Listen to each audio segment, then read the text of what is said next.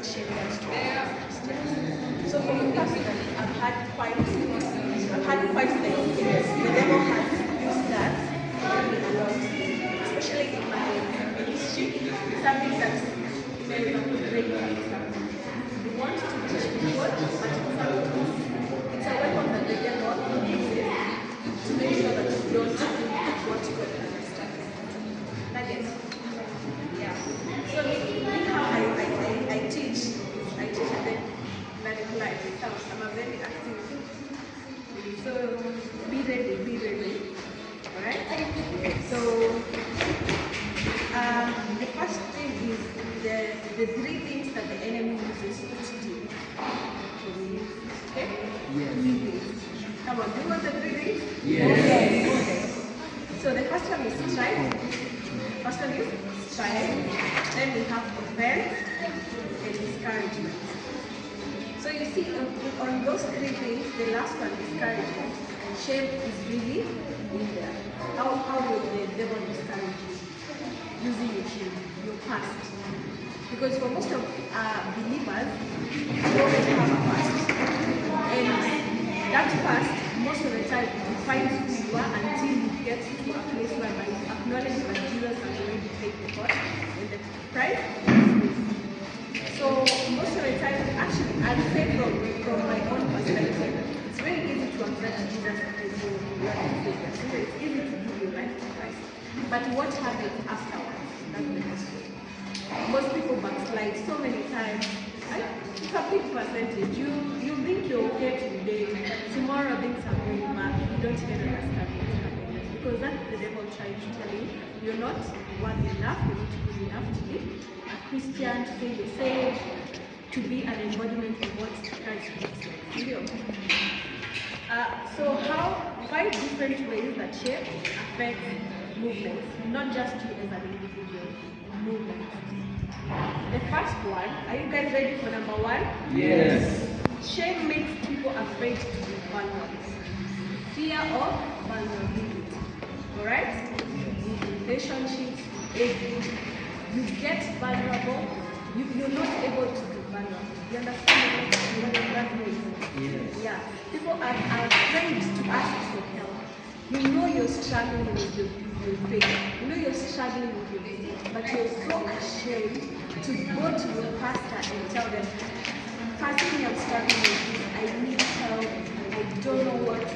I've gotten to a point where it's not affecting my life.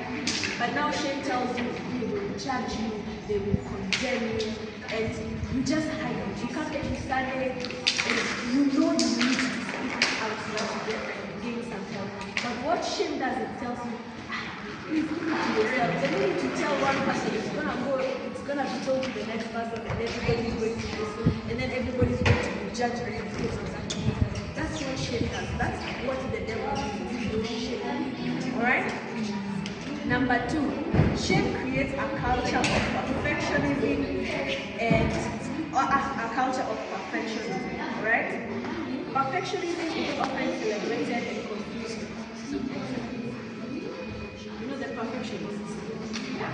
People who want to do everything. If it's not perfect, they are not able until it's exactly what it is. But now you can put it it tells you that unless it's perfect, you're not ready to be a child of God. Unless I'm perfect as charity, I'm not ready to be a child of God who's serving in church, and so on and so forth. So that's what shame does. Number 3, shame leads to isolation and loneliness.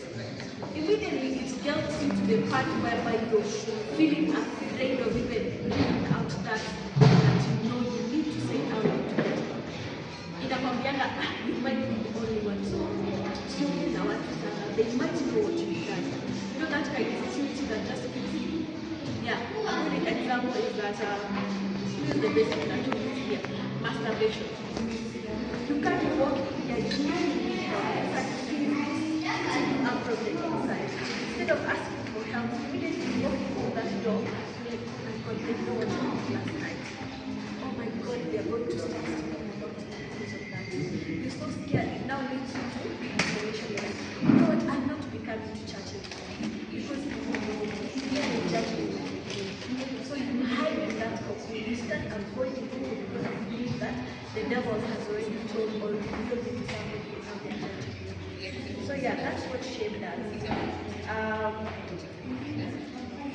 The fourth one, shame fuels toxic relationships. You become emotionally manipulated.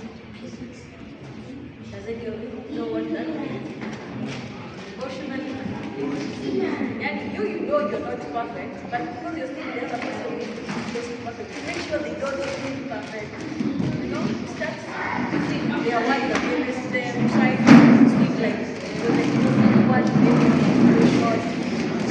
And it's just, hey, I don't know how to explain it, but you understand. Yes.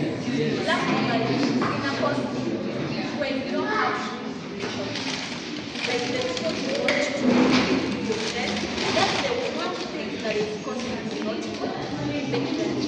And they're good they are serving in church, they are educated, and you want to make friends with them. But then she tells you, and those are good people. You don't deserve to be that. You're a sinner. She just highlights you those things.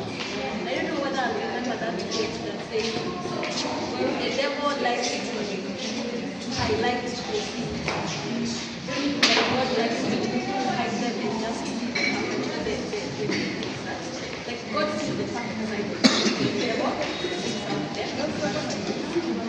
There's a quote that goes, I don't remember which one it is. But it also brings shame. You know, insecurity is about your body, you feel that you look a certain type of way. Oh, women of God dress like this, yeah, don't dress like that. So you start when shame is like, not even another, like yourself. So that's what shame does. So I've given you 5 points. Is it yours? Yeah. First one, shame makes people afraid to be vulnerable.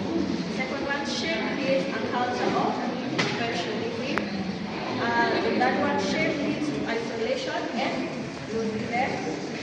The fourth one, shame fuels toxic relationships. And the last one, shame makes us run from it. So, as Christians, run away from shame. What do you do? Anybody like yes?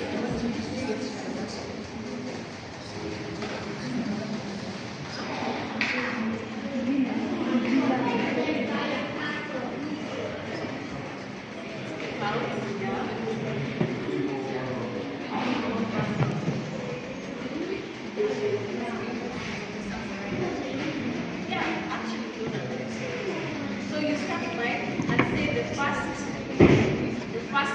thing is look for someone who's older than you. Somebody who can find you. Okay? Go and approach them. Tell them this is what I'm doing. This is how I need your help to get to this point. If I want to start having a church, what do I do? I have a little book, I'm trying to explain. I like to start with this. That's how we start reaching out. How we start reaching out. The next thing is try without sharing. You're feeling more comfortable to share one. Become one of the Raya is great for you. Start now communicating with people. Loneliness is not on them. Teacher. Isolation is not on them. Teacher. Now you find that you actually know the thing the other people.